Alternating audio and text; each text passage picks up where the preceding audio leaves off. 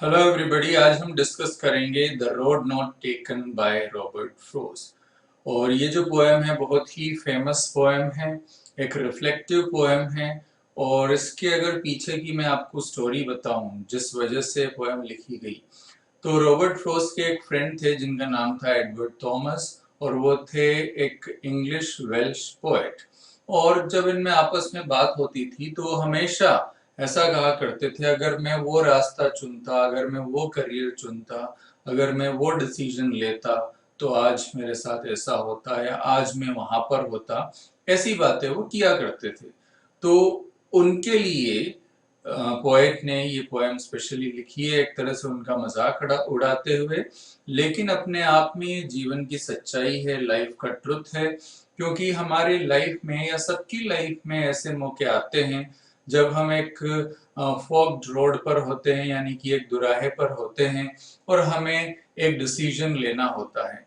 तो ये भी कुछ ऐसी बात इस पोएम के थ्रू यहाँ पर बताई गई है कि लाइफ की एक ऐसी सिचुएशन जहां हम दुराहे पर खड़े हैं, एक फोक्ड रोड पर खड़े हैं, क्रॉस रोड पर खड़े हैं, हमें डिसीजन लेना है, और जो हम डिसीजन लेते हैं वही हमारी लाइफ को आगे ले जाता है, वही हमारी लाइफ को बनाता है, जैसा इसमें दिया हुआ है, that has made all the difference. So that makes the difference actually the decision. जो डिसीजन हम लेते हैं वही डिफरेंस क्रिएट करता है, लेकिन वो डिफरेंस क्या होगा वी कैन नॉट से, वो हम नहीं कह सकते।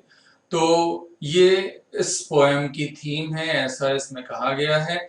और इस पोएम में एक्सटेंडेड मेटाफर का यूज है, यानी कि रोड अपने आप में एक तरह से लाइफ को डिनोट कर रहा है, लाइफ की जर्नी को डिनोट कर रहा है। तो एक एक्सटेंडेड मेटाफर इस पोएम में यूज हो रहा है। एंजॉयमेंट इस पोएम में यूज है, यानी कि रन ऑन लाइंस में कह सकता हूं उनको। और पोएटिक लैंग्वेज में सिंपल टर्म्स में अगर मैं कहूं तो हम इसे कहते हैं एंजॉयमेंट। तो इसका यूज पोएट ने इसमें किया हुआ है। तो ये पोएम की रिदम को मेंटेन करता है, एक fluency of emotion and thought को मेंटेन करता है। तो उसके लिए एंजॉयमेंट का यूज किया जाता है। इसके अलावा हम कह सकते हैं इसमें 4 स्टैंजास हैं।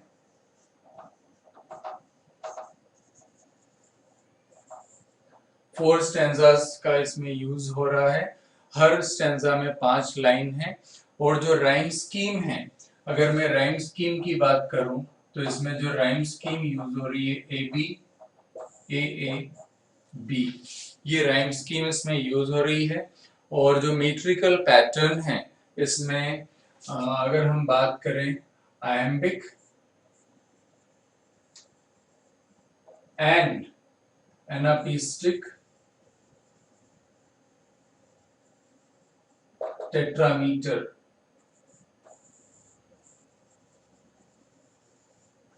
आयम्बिक एंड एनापिस्टिक टेट्रामीटर का इसमें यूज हो रहा है।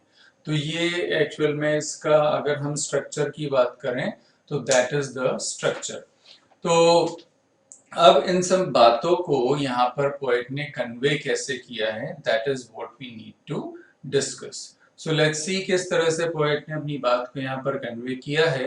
तो बड़ा पोएम बड़ी रिफ्लेक्टिव है, क्योंकि एक डीप थॉट अपने आप में ये कंटेन किए हुए हैं। नाउ लेट्स बिगिन कि पोएट अपने आप में इस बात को कैसे एक्सप्रेस कर रहे हैं।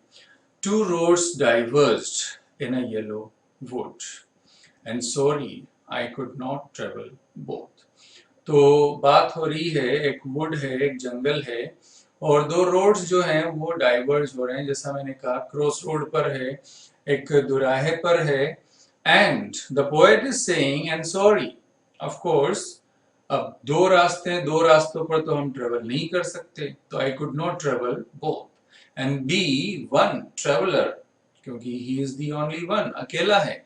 And be one traveller long I stood, काफी देर तक मैं वहां पर खड़ा रहता हूं, मतलब just simply thinking and pondering, विचार करते हुए, सोचते हुए कि कौन सा रास्ता चुनो, कौन सा नहीं चुनो, all that. And looked down one as far as I could to where it bent in the undergrowth। और काफी देर तक पजलिंग, ऑल कंफ्यूज्ड, वो देखता रहता है उस रास्ते को जो एक्चुअल में एक अंडर ग्रोथ, एक बुश, एक झाड़ी के नीचे छिप जाता है, इट वैनिशेस, इट डिसअपीयर्स।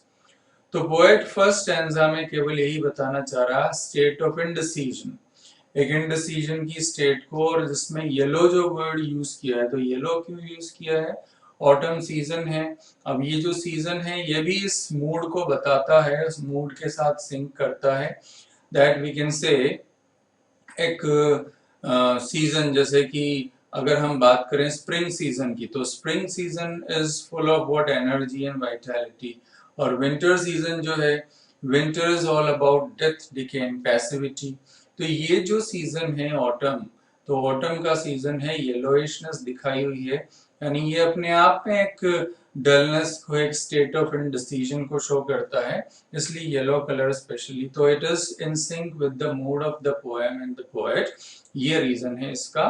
तो पोएट ये कहता है कि लॉन्ग आई स्टूड, मैं काफी देर तक वहां खड़ा रहता हूँ, टू, क्या देखते हुए, and look down one as far as I could, to where it bent in the undergrowth. तो कैसे वो जो रोड है, वो जो रास्ता है, एक बुश के नीचे, एक झाड़ी के नीचे वैनिश हो जाता है, डिसअपियर हो जाता है। तो long I stood and I watch that, मैं उसको देखता हूँ, एंड दैट डिसअपियर्स।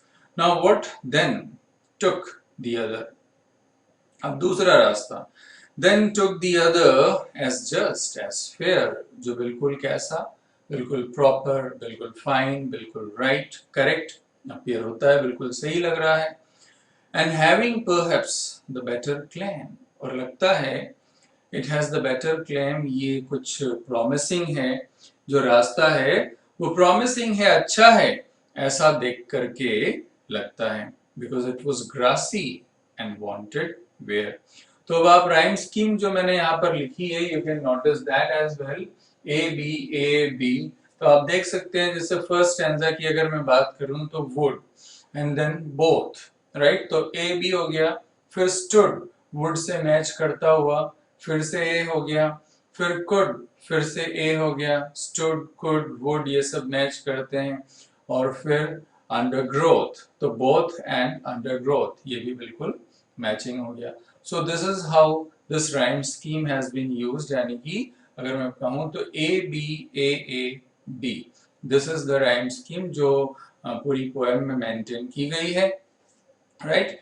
तो हम बात कर रहे थे, देन टुक द अदर, तो दूसरा रास्ता पोएट ने चूज किया, एज जस्ट एज फेयर, जो बिल्कुल कैसा लग रहा था, बिल्कुल जस्टिफाइड, बिल्कुल फेयर, बिल्कुल फाइन, बिल्कुल प्रॉपर, बिल्कुल करेक्ट लग रहा था, and having perhaps the better claim, कि शायद प्रॉमिसिंग है, रास्ता सही है, because it was grassy and wanted wear, यानी कि ऐसा था, ग्रासी था और उस पर कोई चला नहीं था, wanted wear, it means what to be it was to be actually worn out, क्योंकि it was not a treaded one, इस पर लोग चले नहीं थे, वो यूज नहीं किया हुआ था, तो ऐसा उसको देख करके लग रहा था।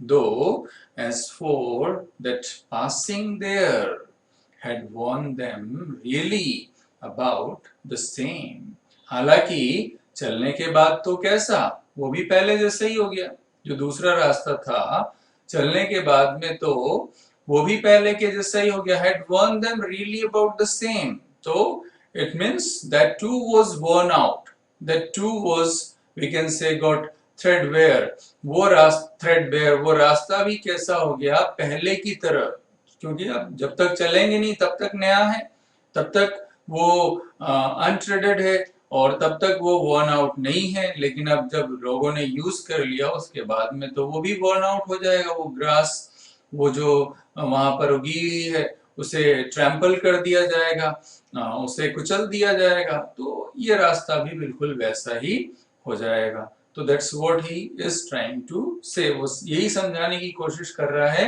कि हम जो सोचते हैं कि यार मैंने वो चुना होता तो अच्छा रहता, लेकिन आप कोई भी चुने उसके बाद सिचुएशन फिर वही हो जाती है, बात फिर से वही हो जाती है। जैसे रास्ता एक नहीं चुना हुआ, कम चला हुआ, तो इसलिए वो कैसा लगता है कि अच्छा है, ग्रासी है, वांटेड वेयर है, लेकिन वो रास्ते पर आप चल दिए तो फिर वो भी बात पहले की तरह ही हो जाएगी। तो that's what the poet is trying to tell us. And both that morning equally lay, और उस दिन जब पोएट को जाना था, when he saw those two roads, तो जब पोएट ने उसे देखा, इक्वली ले, what in leaves no step had trodden black, मतलब जब पोएट ने उन्हें देखा तब दोनों रास्ते एक जैसे थे, कवर्ड विद लीव्स, दोनों रास्ते जो हैं वो पत्तियों से ढके हुए, पतझड़ का सीजन है, पत्तियां गिर रही है, लीव फॉल्स सॉरी लीव्स जो हैं वो फॉल हो रही हैं, शेडिंग हो रही है, तो दोनों रास्ते जो हैं were black were covered with leaves, वो पत्तियों से ढके हुए, had no step had trodden black, यानी कि किसी ने उन पत्तियों को अभी कुचला नहीं था, no one had treaded those ways और पाथ, उन रास्तों पर कोई चला नहीं था, उन पत्तियों को किसी ने कुचला नहीं था। तो ऐसा उनको देख करके लगता है। Now what? Oh, I kept the first for another day. तो जो पहला था वो मैंने किसी दूसरे दिन के लिए रख दिया कि अब मैं इस रास्ते को मैं बाद के लिए रखता हूं, किसी और दिन मैं इस रास्ते पर चलूंगा। And yet knowing how way leads on to way, लेकिन अब ये भी मैं जानता था कि कैसा एक रास्ता दूसरे रास्ते की ओर ले जाता है, ये सब कनेक्टेड होता है जिंदगी में, हम जैसे जैसे आगे बढ़ते जाते हैं सब कनेक्टेड होता है। यानी आपने 10th पास की, 10th पास करने के बाद सब्जेक्ट चूज किया, आपने मैथ्स लिया, अब मैथ्स लेने के बाद आप, नेचुरल सी बात है, या तो आप इंजीनियरिंग में जाएंगे या फिर आप उसी से रिलेटेड फील्ड में जाएंगे। तो रास्ते आपस में, 11th आपने साइंस से की, अब आप 12th भी आप साइंस से ही करेंगे।